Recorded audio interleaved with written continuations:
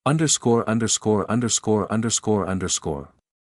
Sal learned about the photograph at 6 in the morning from Luca, who called with the controlled, measured delivery of a man who has already processed his own alarm and is now transmitting only the facts. Luca delivered facts well. He had been delivering facts to Sal for 11 years and had never once dressed a fact in anything other than itself. The photograph existed. It had circulated. Amato's people had it. Luca's read on the situation, and Luca's reads were good, they were almost always good. It was the primary reason he was still in the position he occupied, was that Amato would use it not for public exposure but for private leverage. The woman was the point. She was now, whether she knew it or not, a variable in a calculation that had nothing to do with her and everything to do with the man she ate dinner with on Tuesdays. "We need to move her," Luca said. "Somewhere outside Amato's reach. Temporarily. Until we've managed the situation." Sal was standing at the window of the estate's main room, looking out at the olive grove in the early gray light. The trees were old, planted by his grandfather, tended by his father, inherited by him the way everything in his life had been inherited, through death, through obligation, through the particular gravity of a name that functioned more like a country than a surname. He looked at the olive trees and he thought about what Luca was saying, which was correct, and about what Luca was not saying, which was also correct, which was that this was the natural consequence of the thing that had been developing at table 13, the thing that Luca had flagged and Sal had acknowledged and neither of them had named. "She doesn't go anywhere she doesn't choose," Sal said. A silence on the line. Luca knew when to let a silence finish itself. "Sal," he said finally, carefully, the way men say a friend's name when they want to say something the friend does not want to hear. "The Amatos are not patient people. I'll handle Amato. And the woman? I'll handle that too." He ended the call. He stood at the window a moment longer, watching the olive grove. Then he put on his coat and he drove to Mara's apartment, which he had never been to, had always, deliberately, quarantined their Tuesday evenings to the restaurant, as though the physical container could limit what was developing inside it, and he arrived at 7 in the morning and knocked at her door with 2 knuckles, and when she opened it she was wearing a dark green sweater and had coffee in her hand and sleep still in her face, and the whole image of her standing there in the ordinary domestic detail of a Tuesday morning that was not a Tuesday hit him with a quality of ordinary intimacy that was, in its way, more disarming than anything that had happened between them in the restaurant. He stepped inside. He closed the door. He showed her the photograph on his phone without preface, because preamble was not his language and she would not have wanted it anyway. She looked at the photograph carefully. Not at herself in it, at him. At the angle of his face, the set of his shoulders, the way his hand was on the table. Reading him in the photograph the way she had learned to read him in the room. "Okay," she said. Her voice was steady, and the steadiness of it moved through him in a complicated way, because it was not the steadiness of someone who did not understand the situation but the steadiness of someone who understood it and had decided that alarm would not help either of them. "Tell me what this means." He told her. He did not edit it. He told her about Amato's history, about the mechanics of what rivals did with information like this, about what she had become, not through any action of hers, not through any failure of judgment, but through the simple and irreversible fact that Sal was who he was and proximity to him had its own consequences, independent of intent. He watched her face as he told her and he saw her processing it, not shutting down, not spiraling, but running it through the same clear, systematic intelligence she brought to everything, and he thought that he was telling her all of this to frighten her. He was aware of himself doing it. He was telling her the full, unmediated reality of his world because he needed her to go home, to Hamburg, to Sunday phone calls and academic conferences and a life that did not have table 13 in it, and he knew that the only way to make Mara Voss do anything was to give her the truth and let her make the choice herself, because she was not a woman who could be managed and he had known that since the night she wrote on a napkin. She listened to all of it without interrupting. There was a long quiet when he finished. Then she looked at him with the directness that had, over months, become one of the things he most associated with her, a look that contained no performance, no positioning,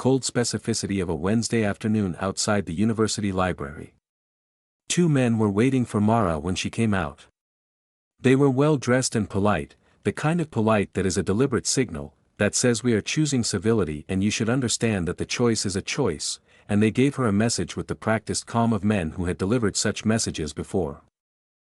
Don Amato, they said, would welcome the opportunity to discuss certain arrangements with Signor Conti, and hoped that the Signorina might convey his regards.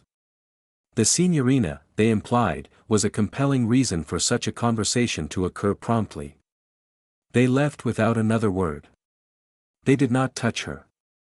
They did not need to. The touch was in the air they left behind them. Mara stood on the library steps for exactly 30 seconds. She ran a brief and efficient threat assessment with the tools available to her, which were, primarily, 4 months of conversations with the most powerful man in Palermo and a criminal sociology dissertation that had given her perhaps more practical understanding of how these systems operated than any textbook could.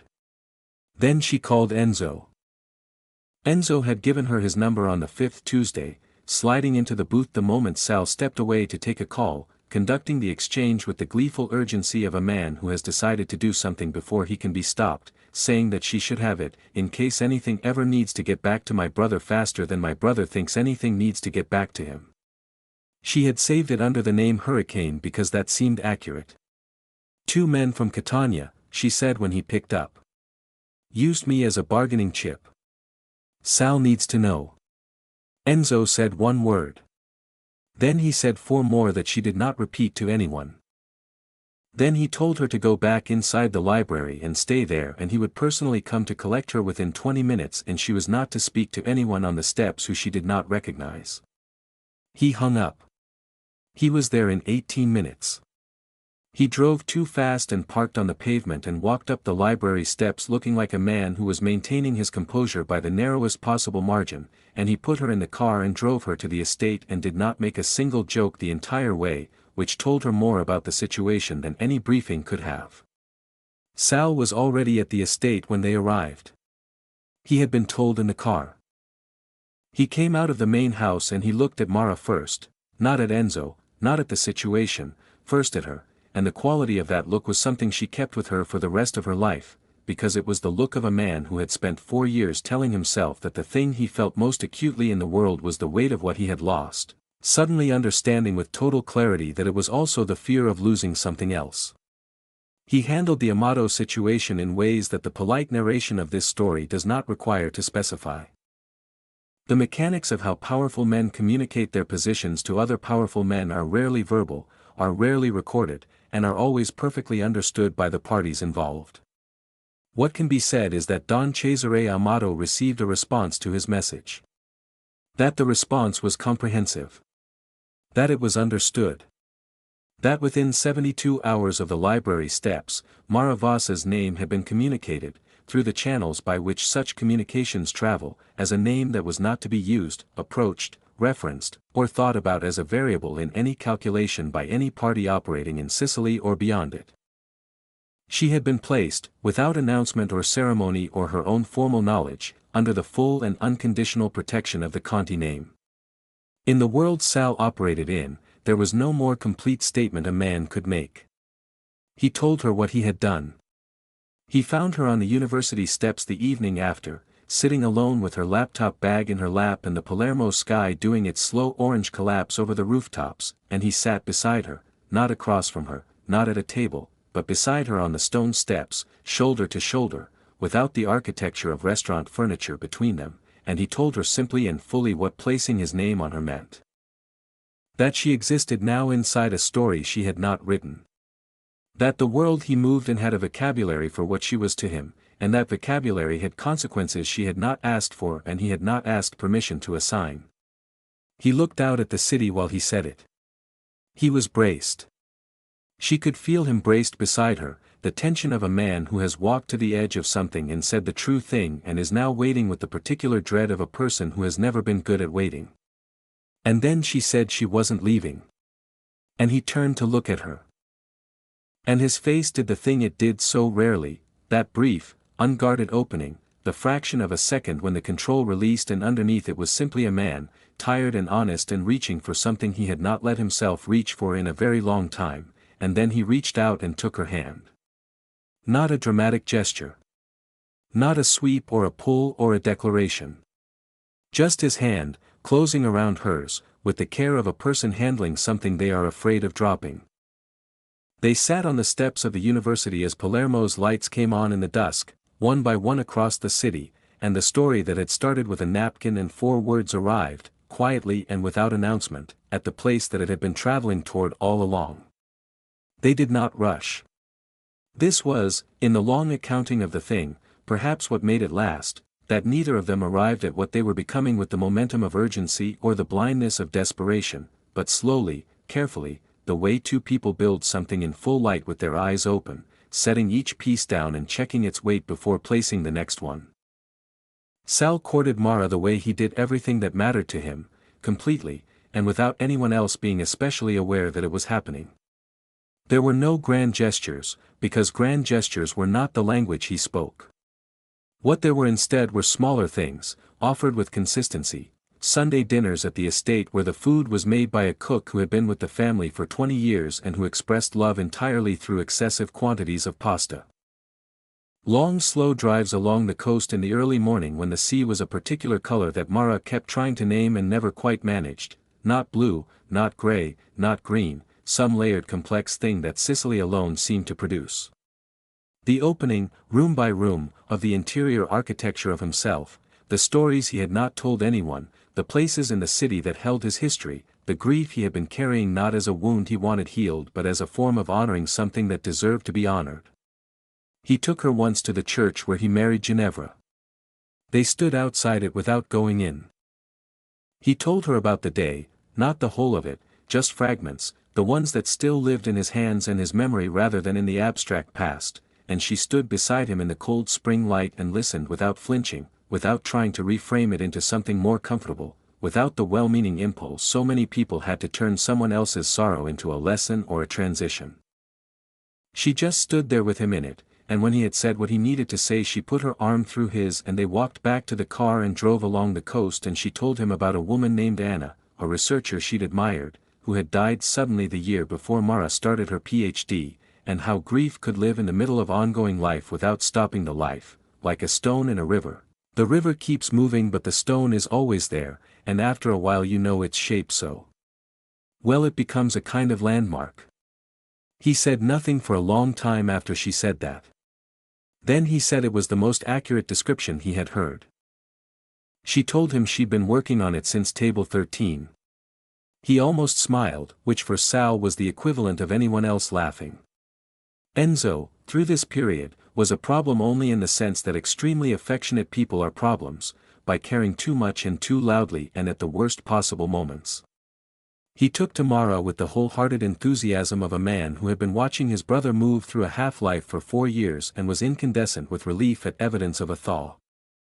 He called her the only Conti with sense before she was technically a Conti, in a move so presumptuous that it should have been mortifying and instead somehow managed to be charming because Enzo was one of those people who operated so consistently from genuine warmth that even his most outrageous moves landed differently than they should. He appointed himself her unofficial guide to Palermo, not the tourist Palermo, not the postcard Palermo, but the real one, the backstreet version, the version that took years to know and that he had absorbed in the particular osmotic way of children who grow up in a city as a native language rather than a studied one. He showed her the market at dawn. He showed her the bakery that opened at 5 in the morning and sold something that was technically a pastry but functionally a religious experience. He showed her the rooftop of a building near the port from which you could see the whole city spread out like a map of everything that had ever happened to everyone, and he told her that Sal used to come here when they were teenagers, that this was the place Sal came to think, and she had understood that Enzo was telling her that on purpose, offering her another room to walk into. Luca Ferrante's acceptance came slower and in a different form.